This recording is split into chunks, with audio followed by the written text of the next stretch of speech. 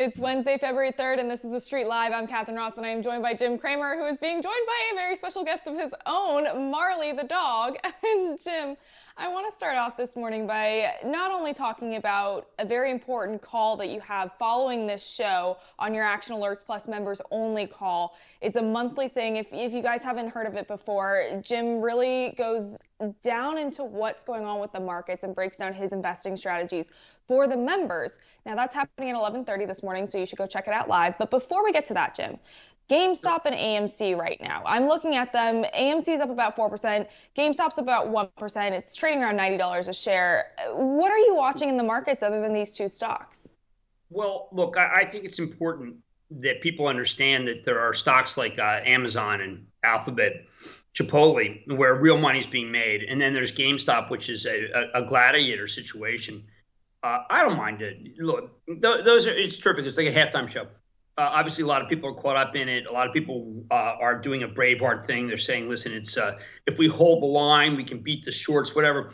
What matters are the fundamentals. And GameStop, once again, shocked me with put out a release today. They got someone from Amazon Web Services that's doing technical work. Their decision to not say a thing or issue stock is curious. They've been completely ill-advised. They are making it so this thing is really a battle between people who shouldn't be battling, and it's become ideological. I don't like ideology when it comes to stocks. That's one of the reasons why we do the club. The club is about unemotional investing. This thing's become the most emotional investing thing of this era.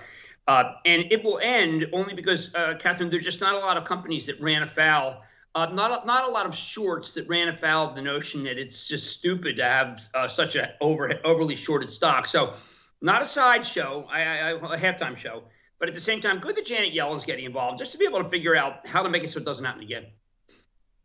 Jim, I'm glad that you brought up the GameStop news because in case our viewers missed it, GameStop did announce that it was bringing on its first chief technology officer ever, and it is choosing to bring on a former AWS engineering leader, Matt Francis. Now, you've been critical specifically of a GME turnaround. So, Jim, we haven't heard anything, as you said, from the company besides for this announcement, but does this give you any hope on a turnaround? Well, I think that the difficulty here, Catherine, is that when a company chooses to not speak, we're all speculating what the company will do. We do have an important board member who came in from Chewy, and there's a lot of excitement. But is there a lot of excitement at the store level? Is there a lot of excitement in terms of being able, when you see Take-Two's down today, as a stock we own, EA deliver good numbers? Are these things relevant to GameStop? Is it relevant to getting a PlayStation? Is it relevant to getting an Xbox? Does it have a brick and mortar strategy for 5,000 stores? Does it have a strategy to buy someone? Does it have a strategy to monetize the stock? And the answer is that they can correctly say, we don't have to talk to anyone, but then they issue a release about hiring an important person. And it's almost as if, okay, listen, we're not going to talk to you about the real thing. What we're going to talk to you about is what we want to talk about. And yeah, I find that to be suboptimal. I really think that if I were running GameStop, I wouldn't be doing what they're doing. I'd be laying out a plan, not much different from what Adam Aron is doing or what American Airlines is doing, saying, we've got some debt, we want to pay off the debt, we want to become a better company, this is what we're going to do. But their decision to not come on Mad Money is a decision that they're going to regret. Because I was perfectly to give them the forum they want, as much time as they want. Whoever doesn't want that challenge is someone, I think, very ill-advised. Jim, let's talk about another executive shakeup. This one, I want to talk about Jeff Bezos saying that he is going to be stepping down as CEO of Amazon, but he will, however, remain as executive chair. This announcement did come as a surprise with AWS CEO Andy Jassy now taking the helm. Is this Amazon's show that the cloud and tech innovation are front and center? Well, look, nobody lives forever. And Jeff's done a remarkable job. I saw Jeff at the Super Bowl last year. I was coming out because I wanted to talk about COVID. I said, hey, Jeff, hey, Jim. I mean, the guy is much more of a regular guy than people realize, but no one's more regular than Jassy. Jassy, competitive guy, Scarsdale, ad manager of the Harvard Crimson. I was president of Crimson about 12 years before he was. Tremendous regard for him. By the way, very committed to social justice. I know that it's important. But when you look at the accomplishments that Amazon's put into place and you realize that they've hired so many people and they're just trying to be able to make it so that the people do well enough. I know that's been criticized at times whether they do. I think they are. And so a lot of dead weight costs to be able to train all the people, huge COVID costs, and yet they still managed to do this kind of number. That's a tribute to the most lucrative part of this business, which is the Amazon Web Services, and that's Jassy. Look, Jeff Bezos is an amazing guy, and I can totally understand why someone would want to sell the stock with Bezos moving up to executive chairman. I remember the brouhaha about owning Apple when Steve Jobs died, and I said it's about the product. The product's the best in the world. Customer satisfaction is the best in the world. That's what matters. Amazon, about the product, customer satisfaction, best in the world. That's what matters. Eye on the prize, buy Amazon. So then let's focus on Amazon's earnings, because they were kind of overshadowed by this Bezos announcement. Now, the company, I want to say, delivered the largest quarter by revenue ever, with revenue coming in at $125 billion. That handily beat analyst expectations. Now, what did you like about this quarter, and were you impressed specifically about the earnings call? There are two things I liked about it. Brian runs the earnings call. He's a fantastic guy, CFO. Two things I liked about it. Typically what's happened is that Amazon's either made the number and then given you a forecast you don't like, or missed the number and given you a forecast you do like. This is the first time that you got both. You got an incredible forecast and you got an amazing quarter. And it was all very low key. International was a star, by the way. I didn't expect that. They do spend a huge amount of time talking about all the initiatives. But what I like about it is that everything that is driving the company can be driven by Jassy as well as by Bezos. So it was a remarkable quarter. Yeah, completely overshadowed by the transition, but it was the best quarter ever. And I think that's what matters. So we also have earnings from Alphabet, which also reported very strong earnings and was rewarded with price target increases from Wall Street. Between the beat from Amazon and Alphabet, Jim, I'm wondering if this is showing that expectations are still too low on the street, or if these companies truly are this impressive. Catherine, great question. Alphabet is actually very inexpensive when you back out the $130 billion in cash. We all want to focus on the SPACs and the excitement of SPACs. We want to talk about what Ryan Cohen's got going for GameStop and whether this is the moment we can find another short. What we should be looking at are companies, and I'm going to talk about this I talk about this in Real Money, are companies that are able to reinvent themselves on the fly. Alphabet was a company that all we cared about for a long time, like Disney when we cared about ESPN. All we cared about was the cost of acquisition. And that was the narrative, and it kept getting worse. Suddenly, the new narrative, and Ruth Porat, congratulations, the amazing CFO there. The new narrative is, look, Google Cloud, we're spending a lot of money. We're going to be big three with Azure and Amazon Web Services. That's Thomas Kurian, who's a genius. I've met him. One of the most impressive people I've ever met in technology, anywhere. And then they finally talking about how great YouTube is. And YouTube is a monster. Now, it is true. We know we're going to be talking about Robinhood. They've got an ad this weekend for the big game. And people are still paying big game rates. I think that's going to come down. And the reason why it's going to come down is that you want targeted audiences. You want the people who want to see what you have, not the people who don't want to see what you have and turn it off. And that's why YouTube is coming to the fore. So I look at this story as increasingly Google Cloud, which has had unbelievable backlog, YouTube, and then the traditional business that we all know and like. So, Jim, your stop trading was Chipotle, and speaking of earnings, I mean, it just didn't quite meet earnings estimates, but revenues did meet expectations. And was this quarter disappointing in your eyes, or was this expected as we continue to deal with the COVID-19 pandemic? And I also want to note, for those of you who didn't see Mad Money last night, Jim, you did sit down with Brian Niccol, CEO, so I really am curious what you think of this quarter. First of all, I love Brian. What he's done there is remarkable. Jack Hartung, by the way, CFO, has just been a tremendous captain. But they have $1 billion in cash. A lot of these other restaurants are very strapped.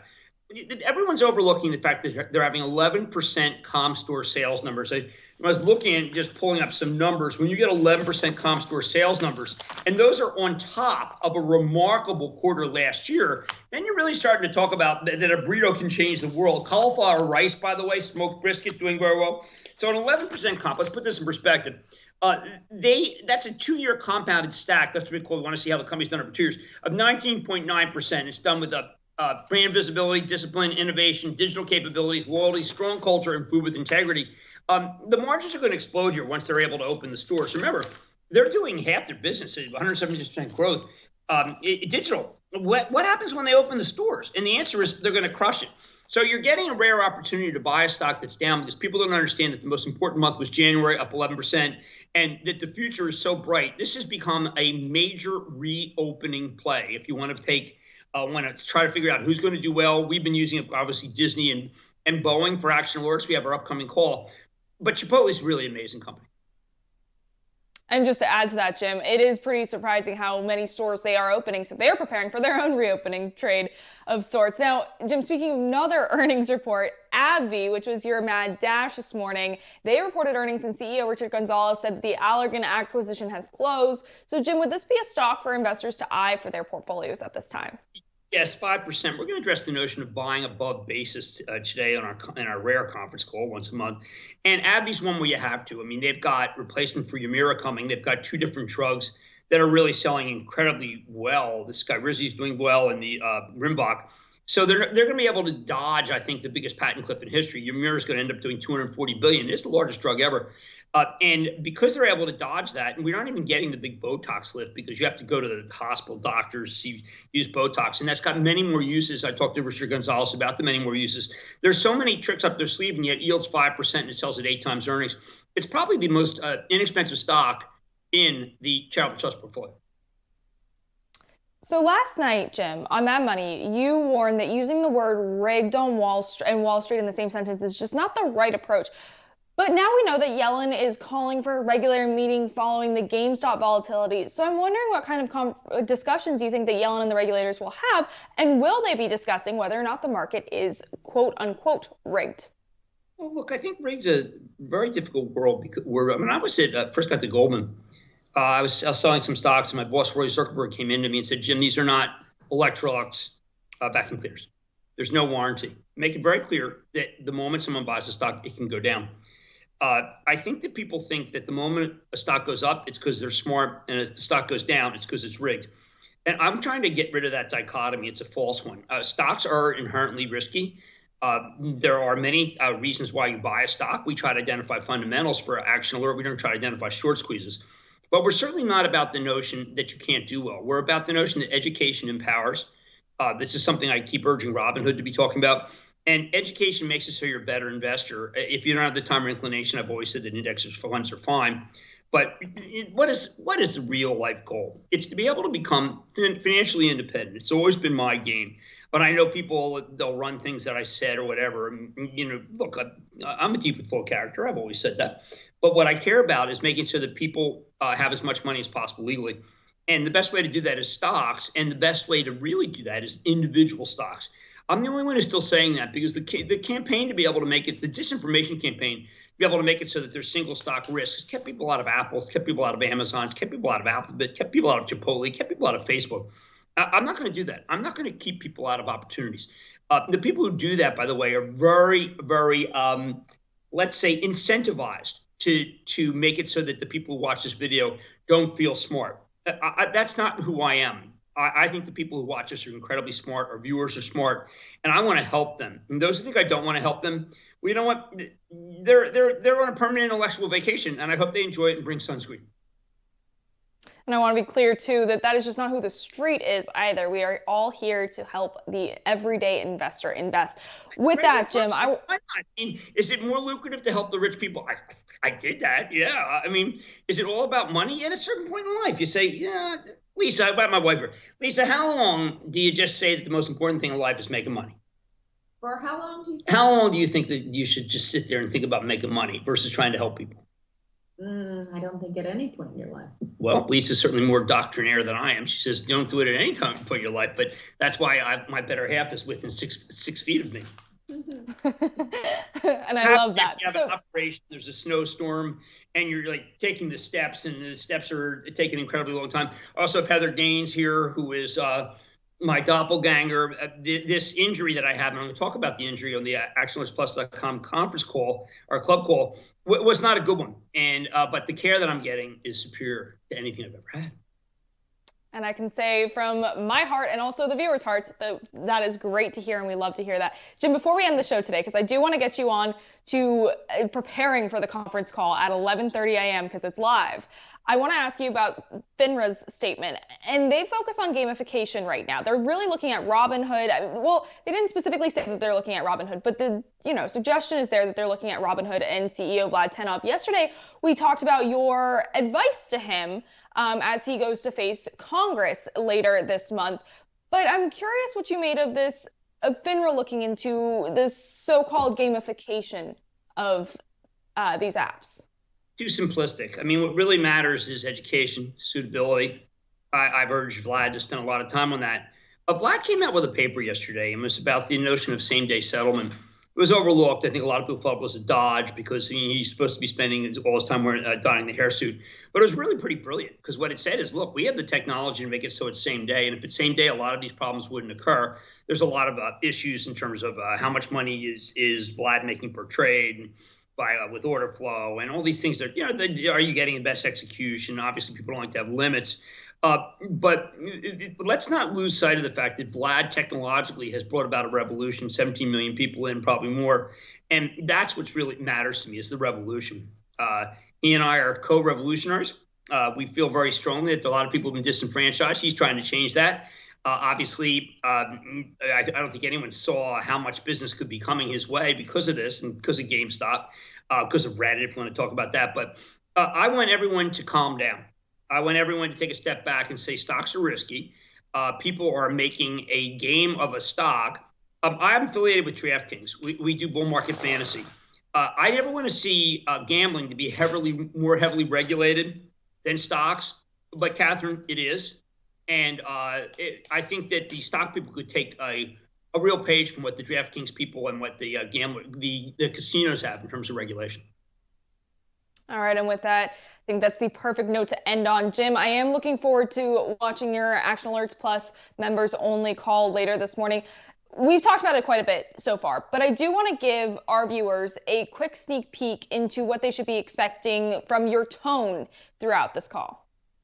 Well, I do spend a considerable amount of time putting my thoughts in ahead, and so I do a little talk about regular guy, but I talk about general anesthesia, by the way. That could be of interest to people. I talk about GameStop and Robinhood, and then I get to the heart of the matter, which is the notion of some tactical changes, not strategic, but tactical changes we're going to make with the club, where I think it's going to be people realize, you know what, we have not made as much money as we can make for you because we've been we're not going to violate discipline. But we have some new thoughts about discipline and tactical discipline that would, for instance, for this morning, Crown Castle's down badly. And our first thinking would be like, well, geez, I don't know, our basis is 165, it's 161, does it help us? But no, if Crown Castle's right to buy, we're just going to say, you know what, we'd be buying Crown Castle right here. We've done that time to time, but I'm really trying to drive home that when the intra calls are made, when we do everything with Bullens, as Jeff and Zeb, like a UPS. I mean, I'm not going to sit here and say, you know what, don't buy more UPS because we have a big position in UPS. I'm going to say, we own a big position in UPS. You should have UPS. And we're also going to talk about positions that we lost, so to speak, that got away because we didn't want to be greedy. And we're not going to redefine greed, but we are going to talk tactically about how to be able to make it so we can stay with our best stocks. Sometimes I think we've not done that, and that's going to change. All right, I look forward to it. Jim, you guys can watch it over on actionalertsplus.com. With that, it's a wrap for today. Thank you so much for viewing, and I'm Catherine Ross. We'll see you tomorrow.